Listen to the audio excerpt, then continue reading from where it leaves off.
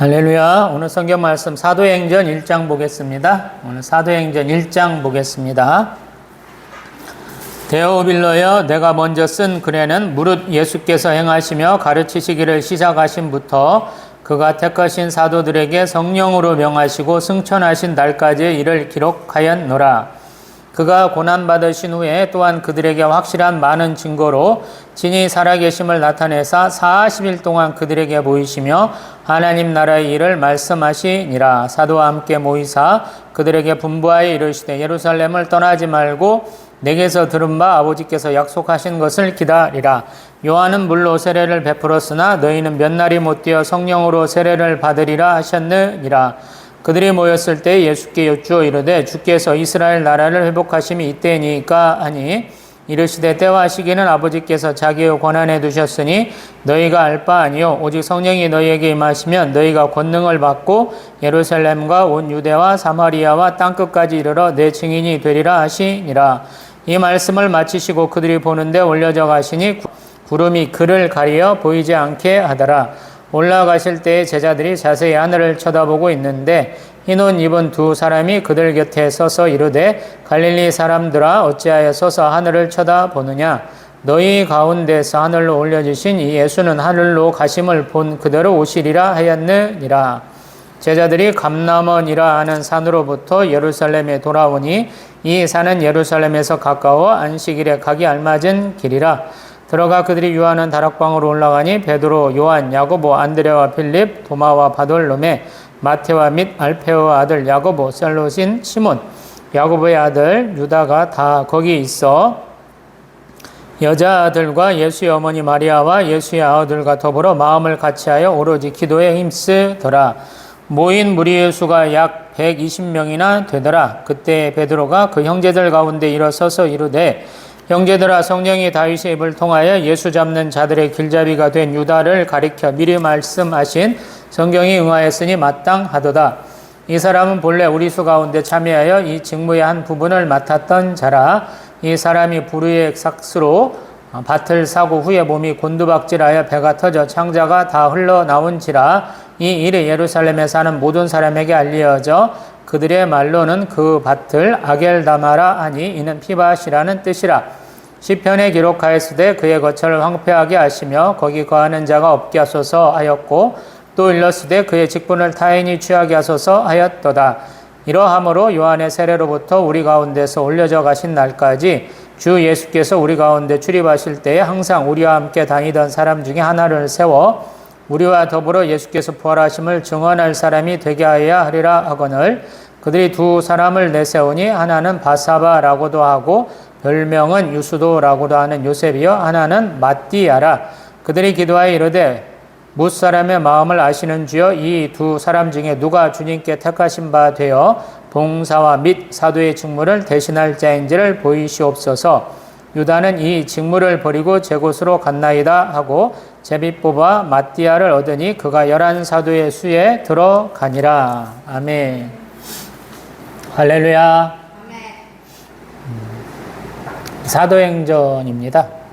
우리 누가가 쓴 걸로 알려져 있죠. 그래서 우리 사복음서와 사도행전을 어떻게 연결해서 봐야 됩니까? 그러면 조금 각자 좀 생각을 하는 대로 읽어보면 좋을 것 같아요.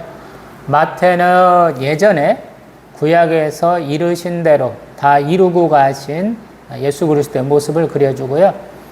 마가는 조금 축약적으로 조금 서글프게 얘기하는 것 같아요. 제 개인적인 감상은 예수님이 치유도 하시고 말씀도 이렇게 선포하시고 제자 양육도 했는데 조금 그것을 서글픈 눈으로 보는 것이 아닌가 제 개인적인 감상이고요. 우리 누가복음은 지금까지 쭉 봐왔는데 굉장히 사실적으로 그리고 있죠. 사람들이 어떤 일을 했느냐라고 불쑥불쑥 주제와는 벗어난 상황과는 좀 다른 엉뚱한 질문에도 예수님 다 대답하시는 모습까지 보였다 이렇게 말할 수 있겠고요. 그리고 그러한 연장성산에서 우리 누가가 세세히 사람들에게 탐문을 해서 기록한 것이 사도행전이 아닌가 싶어요. 그래서 사도행전은 아마도 12사도 우리 가룟 유다가 빠지고 지금 마띠아 사도가 뽑히는 장면까지 사도행전 1장이 그리고 있는데 그 12사도의 행적과 또 그 다음에 우리 바울 사도의 행적이 좀 이렇게 연결적으로 나오는 것 같습니다. 그리고 또한 우리 요한복음을 얘기를 해보면 요한복음은 우리 최후의 예수 그리스도를 증거하는 부분으로서 우리 변증하는 사도로서 우리 사도 요한의 서신들은 한꺼번에 좀 몰아서 보면 더 좋을 것 같다라는 생각도 해요. 그래서 요한복음, 요한 1, 2, 3, 서, 요한계시록까지 한 번에 쭉 가는 방향으로 한번 보고자 합니다. 오늘은 사도행전 1장인데 성경에는 이 성경을 누가 썼는지를 많이 언급을 하고요. 그 성경을 보여주는 대상, 그 성경을 읽는 사람들이 누군가에 대한 축복이 담겨져 있는데 우리 1장에 보니까 데오빌로라는 사람이 나와요. 이 사람은 하나님의 친구다라고 그러는데 이게 사도 바울의 어떤 나중에 보면 수사법 중에 하나예요. 자기가 어떤 대상에게 얘기하는 가공의 대상을 얘기를 해요. 실제 하지는 않지만 어떤 대상에게 말을 걸고 대답하고 질문받고 하는 대담 형식으로 우리 사도 바울이 그런 형식을 몇 차례 취하는 게 있는데 아마 그런 연장성산이 아닐까 싶어요. 아니면 신분 노출이 되면 안 되는 사람, 좀 숨어서 이렇게 아직까지는 정체성을 확실하게 가지지 못한 누군가에게 쓴 글인지도 모르겠어요. 그래서 그런 자에게 예수께서 행하시고 또 가르치시기를 시작하신부터 사도들에게 성령으로 명하시고 승천하신 날까지의 일을 누가복음에서 이렇게 얘기를 했죠. 그 이후에 일어난 일도 쭉 얘기하겠다라는 각오를 밝히는 것이 사도행전이다라고 얘기하고 있어요. 우리 3절에 보면 예수님 부활하시고 40일 동안을 그들에게 보이셨다라고 얘기를 해요. 우리가 구체적으로 무엇 했는가는 잘 모르죠. 우리 사복음서에서도 구체적으로 다 언급하지는 않아요. 근데 아무튼 예수님 부활하시고 우리 제자들이 이렇게 저녁 먹는 데 나타나셨고 또 갈릴리 호수에 다시 가셔서 제자들을 한 번 더 만나시고 또 가르치신 일까지 다 얘기를 하고 있죠. 그래서 왜 그 시점들이 마태, 마가, 누가, 요한복음에서 다 다릅니까? 그러는데 필요에 따라서 그렇게 얘기하는 거야. 우리가 다 같이 알고 있는 사실이고 또 공동체 내에서 다 인정하고 있는 사실인데 이때는 이 말을 더 강조해야 되겠다. 이때는 조금 빼도 되지 않느냐 이런 상황에 따라서 놓고 빠지고 한 것 같아요. 그래서 그 부분들을 조금 다루려면 또 그 개별적인 성경에 가야 되니까 그 부분은 이제 또 가면서 또 얘기하겠습니다. 4절에 보면 예수님 여전히 식탁 교제를 많이 하신 것 같아요. 함께 모이사라고 얘기할 때 아마도 학자들은 이게 식탁 교제다라고 얘기하고 있어요. 뭐라고 예수님 말씀하시냐면 예루살렘 떠나지 말고 우리 성부께서 약속하신 것을 기다리라. 요한은 물로 세례를 베풀었지만 너희는 성령으로 세례를 받아야 된다라고 얘기하고 있어요. 우리 세례 요한은 회개의 세례죠. 세례는 이방인이 유대교로 개종할 때 받는 거예요. 그래서 그 말은 니네들은 진정한 유대인이 되어야 돼. 하나님의 백성이 되어야 돼. 라고 얘기한 것이거든요. 근데 그것을 뛰어넘어서 이 사람들은 성령 세례를 받아야 된다 그래요. 유대인을 뛰어넘은 아마 하나님의 사람, 우리 하나님 나라의 백성 되는 세례가 아닌가 싶어요. 조금 차원을 달리하죠. 예수님께서는 물론 세례 요한의 그 세례도 받으셨고 비둘기로 인해서 성령 세례로 받으신 걸로 얘기하셨는데 그렇게 추정이 되는데 여기 사도행전 4절 5절에서는 예수님의 제자들도 그렇게 받아야 된다라고 얘기하고 있어요. 그 다음에 예수님이 그 40일 동안 사역하시는 가운데 아마 우리 제자들이 모여서 예수님께 여쭤본 내용인 것 같아요. 6절 이하로 보면 그들은 여전히 이스라엘 나라를 회복하는 것에 대한 관심들이 많은 것 같아요. 이거는 그들이 예수님 쫓아다니면서 예수님 섬기면서 같이 꿈꾸었던 꿈인들이죠. 예수님 이거보다 더 큰 꿈을 꾸도록 하는데 이 사람들은 굉장히 지상적인 것만, 이 세상에서의 삶만 계속 추구하기 때문에 이런 문제로 계속적으로 마찰이 일어났고 제자들도 이해하지 못하고 심지어 가룟 유다는 이러한 부분 때문에 예수님을 은 30에 팔기도 하고 그런 것이죠. 근데 이 사람들은 그걸 또 물어요. 이스라엘의 회복이라는 것은 이스라엘의 독립이죠. 로마를 물리치고 자기들의 나라를 다시 한번 세워보는 것에 대한 꿈을 얘기하는 것인데요. 근데 예수님 말씀하시어 때와 시기는 아버지께서 자기의 권한에 두셨으니 너희가 알 바 아니다 라는 것. 나라를 세우는 것은 사람의 노력이나 사람의 뜻이 아니다 라는 거예요. 하나님의 그 뜻이고 하나님의 권한이다 라고 얘기하시는 것이고요. 그런 그 나라를 회복하는 독립투사로서의 너희들의 사역이 아니고 너희들이 할 것은 8절에 얘기하는 것처럼 성령 세례 받고 권능 받고 예루살렘과 온 유다와 사마리아와 땅끝까지 이르러 예수 그리스도의 증인되는 것이 너희들의 사명이다 라고 말씀하시는 거예요. 이 부분이 중요해요. 제자들은 예수님 따라다니면 예수님의 그 권능에 의해서 이적과 표적과 기사로 인해서 수많은 사람들이 예수님을 따르게 되고 이스라엘 나라가 회복될 것이다. 그리고 예수님이 맨날 얘기하시는 하나님 나라의 보좌에 앉게 하신다라는 얘기도 우리가 백성의 장로가 될 거야 쯤으로 생각을 했던 것인데 아니다라는 거예요. 예수님은. 그들의 사역은 그렇게 높은 지혜에 가는 것이 아니고 종으로서 섬기는 것이고 가장 큰 종의 사역은 뭐냐면 하나님 나라를 얘기하는 것이고 그 하나님 나라를 선포하고 다니신 예수 그리스도를 증거해라. 이것이 그들의 사명이다 라고 다시 한번 일깨워주고 계신 거예요. 그래서 어렵죠. 우리 막 독립투사 된다고 그런다면 그리고 독립을 이뤄가지고 자기들이 어떤 귀족 계층으로 백성의 지도자급으로 성장한다면 너무 반갑고 너무 자랑스럽고 그럴 텐데 예수님은 아니다 그래요. 자기들이 이렇게 숨어 있어야 되고 자기들이 이렇게 굉장히 위급한 지경에 있을 수밖에 없는 예수 그리스도를 더 선포해야 된다는 거예요. 증거해야 된다라는 거예요. 그래서 더 어려운 거죠. 그래서 예수님이 그 말씀하시고 승천하실 때 구름 끝에 가서 구름 위로 올라가실 때도 제자들은 하늘 쫙 쳐다보면서 있는데 우리 흰 옷 입은 두 사람 이 부분이 조금 우리 누가복음과 연결점이 있죠. 왜냐하면 예수님 부활하시고 그 무덤 안에 있었던 사람이냐 천사냐 그랬을 때 우리 순서대로 보면 마태, 마가, 누가, 요한복음이 112예요. 안쪽은 사람이고 바깥쪽은 천사예요. 한 천사, 한 사람, 두 천사 이렇게 되거든요. 순서적으로. 여기도 지금 흰 옷 입은 두 사람이라고 얘기하잖아요. 일치하잖아요. 거기도. 이게 어떤 그 뭐랄까 예수님의 수종 드는 사람은 제자들뿐 아니고 천사도 수종 들었다. 뭐 흰 옷 입은 사람이 수종 들었다라고 얘기할 수 있는 부분이죠. 그리고 또한 그들이 전하는 말씀을 보면 11절에 어찌하여 서서 하늘을 쳐다보느냐라는 거예요.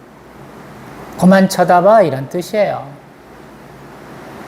예수님 혹시 잘 올라가셨나 언제 떨어지나 이런 생각하지 말고 예수님 그대로 오실 테니까 너희들 할 일 해 이런 표현이거든요. 사실은 우리도 그런 경우 많잖아요. 기도했으면 하나님이 이루실 거니까 우리는 우리 일 해야 되잖아요.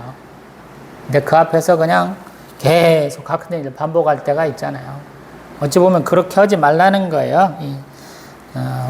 두 흰 옷 입은 두 사람은.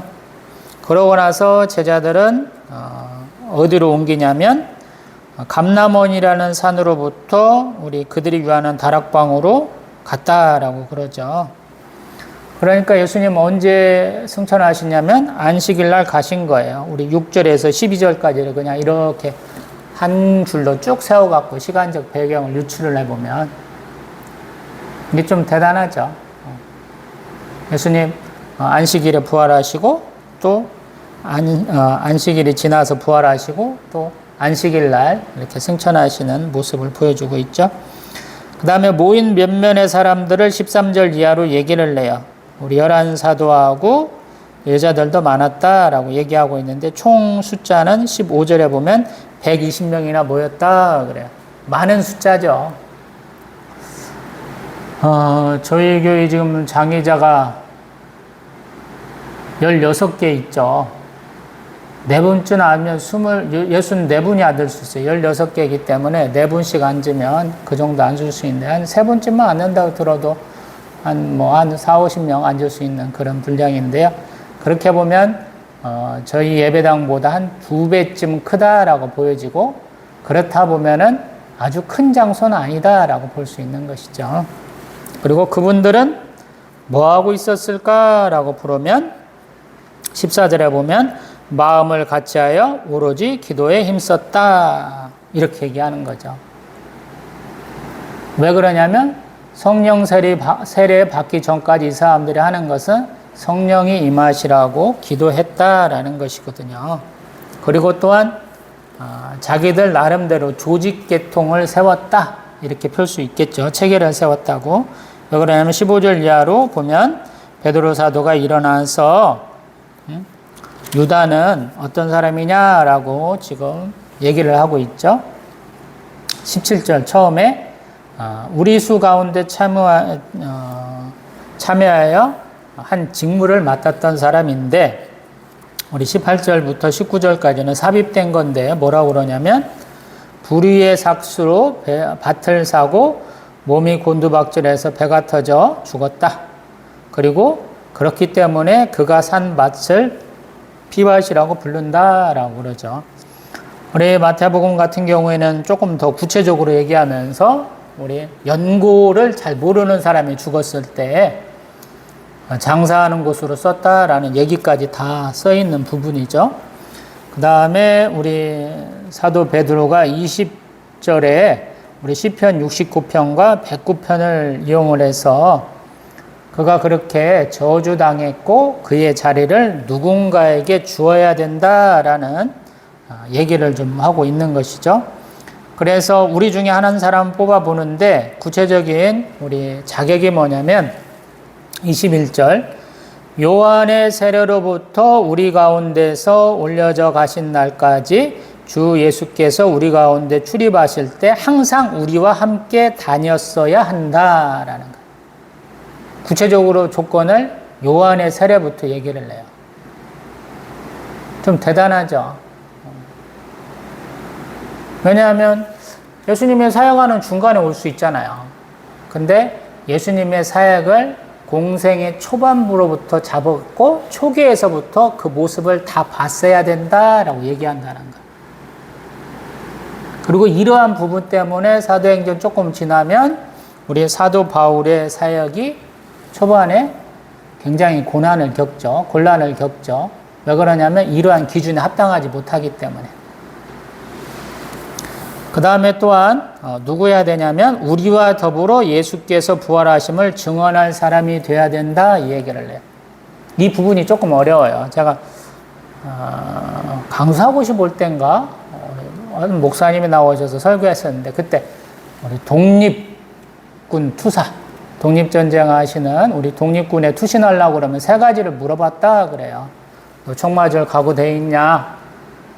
배고파 죽을 각오 돼 있냐? 또 한 가지, 얼어 죽을 각오 돼 있냐? 이걸 물었다고 그래요. 우리는 대한민국의 독립이 외세에 의해서 강대국에서 정해진 거다, 이런 바보 같은 사람들도 참 많지만 아는 사람들은 알죠. 수많은 사람들이 의병항쟁부터 의사, 열사로 추정되는 사람들의 어떤 고난과 대한민국 임시정부의 그러한 다양한 활동들, 미국, 서구라파, 만주벌판, 러시아 땅에서, 연해주에서 수많은 분들이 또 일본 땅에서 투쟁을 해서 우리의 독립이 성취된 거죠. 우리가 아무것도 안 하고 있으면 그 사람들이 우리를 독립시켜줄 이유가 없잖아요. 우리가 그렇게 많이 고통받은 것이죠. 특별하게 우리 만주나 연해주에서 오신 분들은 이 3가지 질문에 대해서 아마 굉장히 긍정했을 것 같아요. 당연히 총 들고 싸우니까 총 맞아 죽을 각오가 되어 있어야 되고, 또 누가 그렇게 많이 도와주나요? 일본군들이 하는 작전 중에 하나가 청야 작전이라고 그래요. 이게 뭐냐면 굉장히 연원이 긴 건데, 우리 땅에서 난 것으로 적들이 우리를 공격할 수 없도록 성으로 싹 도망가면서 앞에 있는 벌판에 있는 나무도 다 태우고 곡식들도 싹 태워버리는 거예요. 나도 못 먹고 너도 못 먹는다 그런 거거든요. 옛날에는 보급이 안 되니까 더 굶주리게 하는 것이죠. 덕분에 우리가 전쟁에서 승리해도 우리는 그 고통에서 빨리 벗어나지 못하는 거죠. 황폐화된 땅을 다시 한번 경작지로 바꾸는 것은 쉽지 않은 일이니까요. 일본 놈들이 우리 한반도내에서 의병들 잡을 때도 그런 걸 했어요. 청야작전을 했습니다. 동네 내려와서 밥 얻어먹고 가고 뭔가 물품들 구해가는 거 못하도록 사람들 싹 소개를 시켜버렸어요. 그 지역을 없애버립니다. 산에 있다고 추정되면 그 산을 둘러싸고 산을 태워버렸어요. 그렇기 때문에 당연하게 멀리 도망갈 수밖에 없는 것이고, 그러다 보니까 뭐 보급이 없으니까 당연히 굶어 죽는 것이고, 뭐 그러다 보니까 어쩔 수 없이 겨울에는 먹을 것 떨어지면 죽을 수밖에 없는 상황인 것이죠. 잠깐 우리 민족의 역사에 대한 얘기를 해봤는데, 여기서 예수 그리스도의 부활을 증언하는 사람은 어떻게 됩니까? 잡혀서 죽게 돼요. 너무 쉬운 결론이에요. 그 당시에는 연대 책임을 물어요. 연좌제예요. 베드로 사도가 우리 예수 그리스도를 부인한 것도 그래서 그래요. 잠깐 앞에도 나왔던 감람산에서 우리 베드로 사도는 용비 100배여가지고 예수님 잡으러 온 사람의 귀를 이렇게 칼로 쳐서 떨어뜨렸거든요. 뭐 이마는 한 30cm밖에 안 된다고 그러는 호신용 칼을 갖고 그런 짓을 했는데, 예수님 잡혀가신 그 대제사장이 뜰에서는 10대 소녀에 불과한 애들이 자꾸 와서 너도 갈릴리 사람이잖아, 그 도당이잖아, 그런 얘기를 계속적으로 부인하잖아요. 잡혀가면 거기서 큰일 나기 때문에 그러거든요. 겁이 덜컥 나는 거예요. 예수님이 말씀하실 때는 6월절 만찬에서 내가 죽겠습니다, 같이 죽겠습니다 그러는데 그걸 못한 것이거든요. 지금은 더 삼엄한 상황이다라는 거. 이 당시는 제가 뭐 맨날 그런 얘기 많이 합니다만, 사도행전 얘기하면서 뭐 고린도 전후서 얘기하면서는 그런 얘기 참 많이 합니다만, 백성들의 유흥거리가 뭐냐라는 거예요. 사람을 죽이는 거예요, 이 당시. 로마의 콜로세움이 그런 역할을 했어요. 전쟁 포로들 잡고 오면 개성군 뒤에 줄줄줄줄 굴비두릅 엮듯이 호승줄 엮어갖고 데리고 가면서 보여주고, 콜로세움에 세워가지고 짐승들하고 싸우게도 하고, 군인들하고 싸우게도 하고, 자기들끼리 싸우게도 하고 해서 그 사람들에게 오락거리를 주는 거거든요. 여기도 마찬가지인 상황이다라는 거. 아직도 군중들은 더 유흥거리를 찾는 상황이기 때문에 이 사람들은 비밀리에 다락방에 숨어 있는 것이고, 그 증거하다 보면 분명히 잡혀가게 되는 것이죠.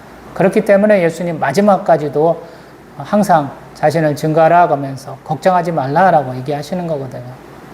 성령이 너희들에게 할 말 주실 거야, 이 얘기를 마지막 날까지로 하셨지 않을까, 이런 생각이 듭니다. 그렇기 때문에 초창기 멤버여야 된다, 또 용기 있는 자여야 된다, 믿음이 있는 자여야 된다라고 얘기한 거예요. 그래서 후보가 둘인데, 한 사람은 바사바 유스도라고 하는 요셉이에요. 이 얘기는 뭐냐면 이 사람이 제법 이름난 사람이다라는 거예요. 별명을 많이 주어졌다, 이런 것이거든요. 그리고 한 사람은 마띠아예요. 이름이 없어요, 그냥. 그냥 그 사람 이름으로만 불려요. 한 사람은 활동을 잘하는 것 같은 사람, 한 사람은 그냥 조용한 진중한 사람이다, 이런 뜻인 것 같아요. 우리 사도행전 읽어보면 마띠아 사도가 뭔가 특출나게 한 거 있어? 그럼 아무리 찾아봐도 없거든요. 같이 단체 활동 잘했어, 이렇게 얘기할 수 있는 모범생 스타일이다 라는 거예요, 여기는. 그래서 사람들이 어떻게 했느냐, 인기 투표하지 않고요. 한국 사람들이 이러한 인기 투표 되게 좋아하잖아요. 뭐 하나 뽑으면은 후보에도 없는 사람 이름 적는 것을 꼭 재미로 알고 이 짓들 많이 하잖아요. 여기는 그런 게 없어요. 기도하는 거예요. 그리고 제비 뽑기로 되는 거예요. 26절에 보면 제비 뽑는다 그래요. 이 제비 뽑기는 우리 나중에 요한계시록에도 나와요. 흰 돌, 이게 지중해 연안에서 유행하는 방식이에요. 가부만 결정하는 거예요. 삶과 죽음을 결정할 수 있는 거예요. OX 투표만 하는 거예요, 사람들이. 근데 한 사람당 O도 낼 수 있고 X도 낼 수 있는 거야. 이 사람들 마찬가지. 제비뽑기도 아마 그런 거야. 한국 사람들 좋아하는 사다리 타기가 아니다라는 거야. 기도해서 누군가가 하나 뽑아서 결정하는 방식이에요. 이게 유대인들이 우림과 둠밈을 통해서 하나님이 계시를 받는 장면이에요. 하나님을 얼굴을 맞대고 만난 사람들이 성경에는 굉장히 많은 것처럼 얘기하는데 별로 없습니다. 정말 별로 없어요. 엘리야 선지자, 모세. 두 분 빼고는 거의 얼굴 맞대고 보는 사람이 없다라고 보면 돼요. 나머지는 다 여호와의 사자예요. 그것도 하나님의 얼굴 보면 죽으니까 뒷모습만 보게 해줘요. 그렇기 때문에 우리 변화산 사건 때 가만히 보면 모세하고 엘리야 예수님이 만나는 것처럼 얘기하는지도 몰라요. 아무나 다 만나는 게 아니거든요. 아무튼 그 사람들이 기도하는 내용이 24절에 나오는데 무사람의 마음을 아시는 주라고 그래요. 이거는 뭐냐면 통찰하신 하나님, 그 사람의 면모를 뼛속까지 마음속까지 다 꿰뚫어 보신 하나님이다라는 뜻으로 말씀하시는 것 같고요. 봉사하고 사도의 직분을 대신할 자는 누구겠습니까? 라고 질문을 하고 기도하고 뽑았더니 누가 뽑혔느냐? 마띠아가 뽑혔다라는 거예요. 이게 좀 독특한 거예요. 이 사건을 굳이 사도행전에서 언급한 거 보면 나중에 우리 바울 사도가 예수님이 뽑았다는 사건의 어떤 처음에 근거를 대주려고 한 사건인지도 모르겠어요. 사람들이 충분하게 납득할 수 있고 용기 있고 여태까지 해온 업적이 있어야 된다 우리는 생각하기 마련인데 하나님은 안 그렇다라는 거예요. 그 사람의 중심을 보신다라는 거예요. 쉽게 얘기하면 우리 사무엘 선지자가 가서 이새의 아들들 쭉 보는데 앞에서부터 첫 아들 때부터 보니까 너무 마음에 들더라라는 거예요. 사울왕 보니까 그냥 어떻게 사람보다 얼굴 하나는 더 커요.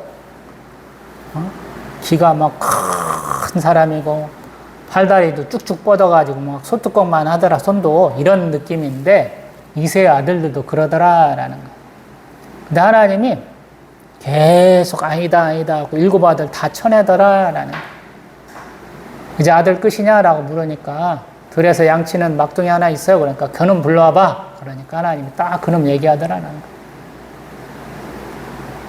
하나님은 사람을 보셔요. 그 마음의 중심을 보신다라는 거예요. 그게 골리앗하고 싸울 때 증명이 되잖아요. 사무엘 선지자한테 이렇게 거부당한 사람들, 그의 형들은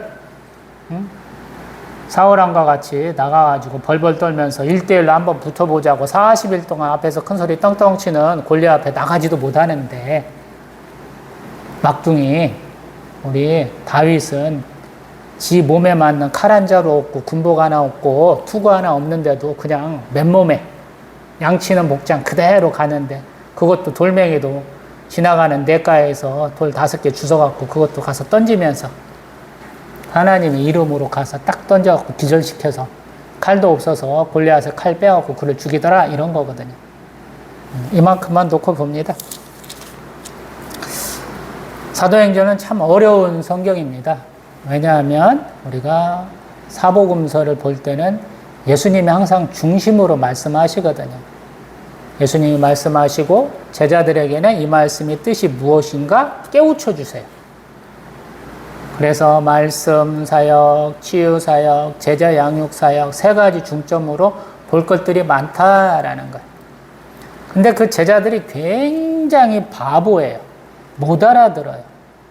자신의 욕심을 내려놓지 못해요.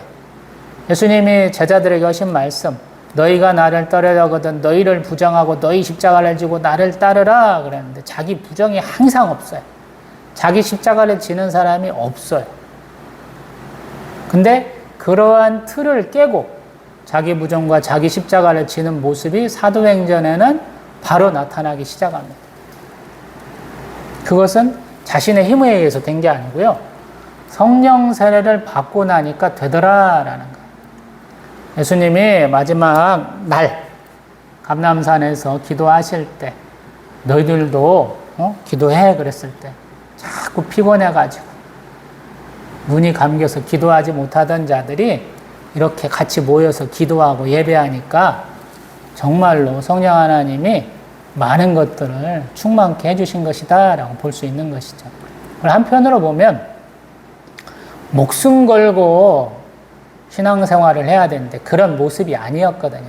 항상 토끼가 굴은 3개는 있어야 되고 그런 것처럼 빠져나갈 구멍들을 많이 넣고 있었고 내가 여기서 부인해도 되지 이런 생각들을 많이 하고 있었던가 본데 이제 그런 것 자체를 다 내려놨다라는 거예요. 그리고 여기 120명이다 얘기하는데 각자의 생각이 많이 달랐던 사람들이죠. 아마 행동도 같이 안 했을 수도 있고 중간에 바쁘면 너는 이 일하러 가고 너는 이 일하러 가고 막 이렇게 흩어진 사람들이었다면 이제는 한 곳에 모여서 같이 기도하고 예배하니까 그 마음이 어찌 보면은 합력하여 선을 이뤄가는 모습으로 바뀌었는지도 모르겠어요.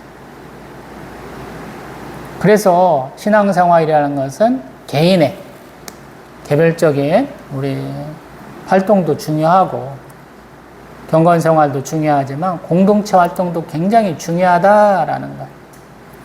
코로나19 사태 때 우리 목사님들이 정부에서 권고를 많이 했는데도 불구하고 우리 같이 모여서 예배 드려야 되겠어. 그래서 교회 내에서 환자들 많이 나온 적도 있었지만 아무튼 교인은 모여서 예배하는 곳이다 라는 그 정체성들을 많이 외치셨고 그런 면에서 그것들은 보건학적으로는 좀 문제가 있었을지 모르겠지만 우리 신앙적인 관점에서는 굉장히 옳았다라는 생각이 들어요. 그리고 우리에게 다양한 옵션들이 많이 생기기 시작했죠. 목사님들은 모여라 그랬는데 이제 우리가 인터넷 매체들을 많이 쓸 수 있게 되었다라는 거예요.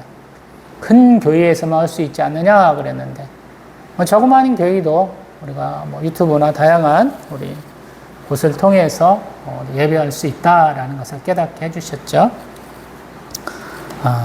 이제 본문 내용을 이제 조금만 더 봅니다.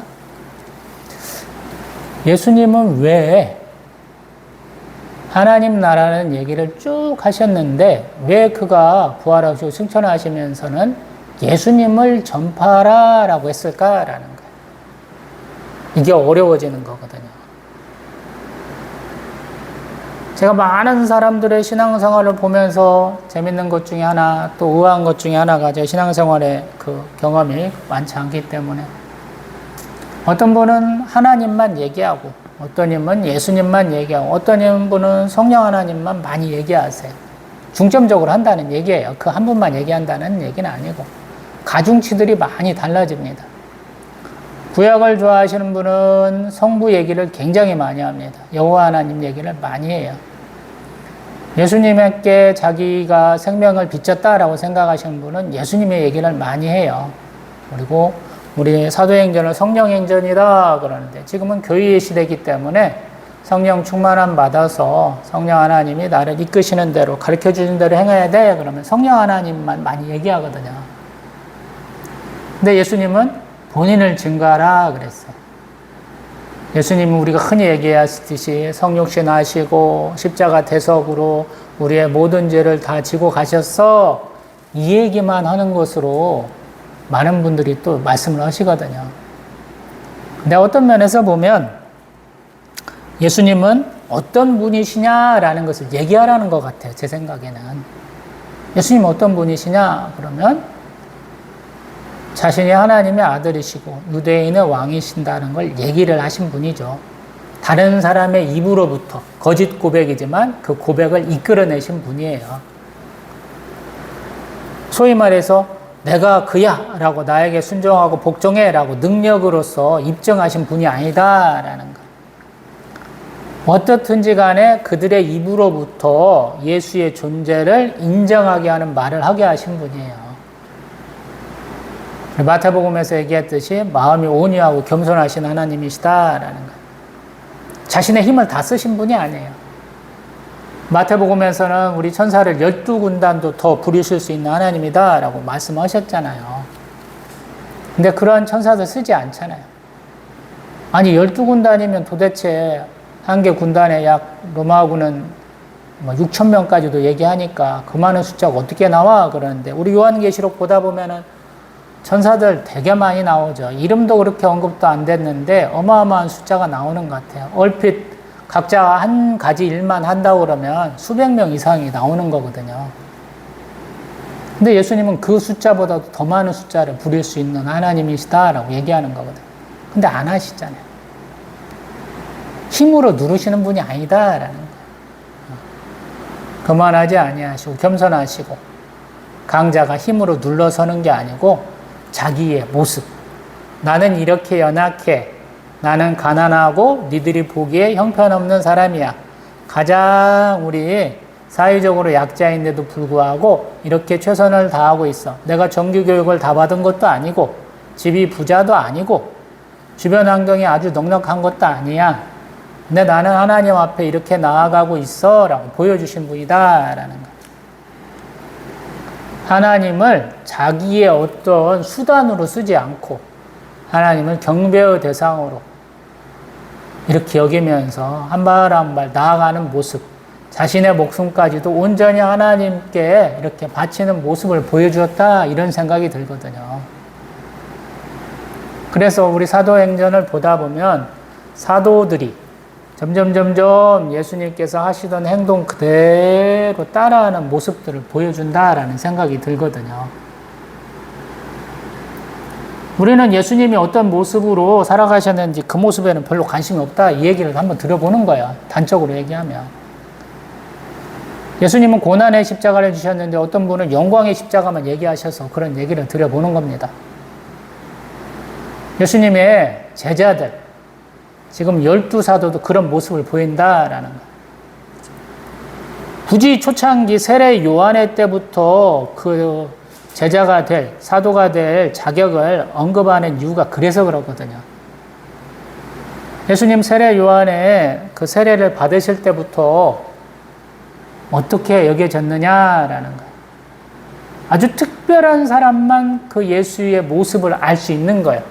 자기의 고향에서도 나사렛에서도 그 동네가 높은 곳에 있어서 밀어서 떨어뜨리면 낭떠러지에 떨어지는데 동네 사람들이 그를 죽여보려고 하는 그런 상황부터도 다 알고 있어야 된다라는 거예요. 나도 나를 부정해야지만 내 가족, 내 마을, 내 직업에서부터 이렇게 환영받지 못하는 모습, 천대받는 모습, 배격받는 모습을 다 알아야 된다 이런 생각이거든요. 그리고 그러한 모습들을 사도들이 보여준다 이런 생각이 들어요. 제 개인적으로는. 그래서 어려운 거죠. 그리고 하나님이 어찌 보면 13번째 사도로서 우리가 가장 높이 생각하는 분, 사도 바울도 그러한 모습에서 벗어나지 못하게 하시죠. 제자들이 그를 밀어내는 모습들, 다메섹 도상에서 돌아와가지고 바로 사역하려고 하는 그의 모습을 인정하지 않는 이유도 그래서 그러거든. 그가 무엇을 하든지 자기 입으로 자기 부정을 하는, 예수 그리스도를 부정하다가 예수 그리스도를 구주라고 그리스도라고 얘기하는 그 모습을 받아들이지 않는 것이거든. 우리도 마찬가지. 그래서 신앙생활은 어려운 거. 예수 그리스도 증거를 하니까 예수 그리스도의 십자가 대속만 성육신하시고 우리를 치유하시고 우리를 깨닫게 하시는 그 사역만 얘기할 것이 아니고 예수님의 삶을 닮아보라라는 거. 21세기 한국교회의 가장 귀한 모습이죠. 한국교회의 복음은 넘쳐나지만 복음대로 사는 분들은 굉장히 없다라는 생각이 들어서 이 말씀 한번 들어봅니다. 저조차도 부끄럽고요. 저는 그런 사람 아닙니다. 저 그렇게 못 살아요. 예수님 같이 어떻게 살겠어요? 예수님 무소유를 실천하신 분이잖아요. 자기 부정에는 여기 모여서 같이 기도한 어머니와 형제 자매가 있는데 그들도 예수님 미쳤다고 한때는 뭐라 했던, 비난했던 분들 중에 하나잖아요. 그래서 어려운 거예요. 우리는 우리가 가진 것들을 내려놓지 못하는 면이 많거든요. 다 교육자가 되고 할 수는 없기 때문에 그런 부분은 자유로울 수 있겠다 싶지만 결국에는 한 번은 물어보실 것이다 라는 거예요. 예수님, 너 어떻게 살았어? 뭐라고 대답할 거냐라는 거. 그래서 어려운 거, 신앙생활. 그래서 매일매일 회개할 수밖에 없고 하나님께 기도할 수밖에 없는 거예요. 그래야 하나님 앞에 나갈 수 있고 성령 하나님의 음성을 들을 수 있기 때문에 그런 것입니다. 기도합니다.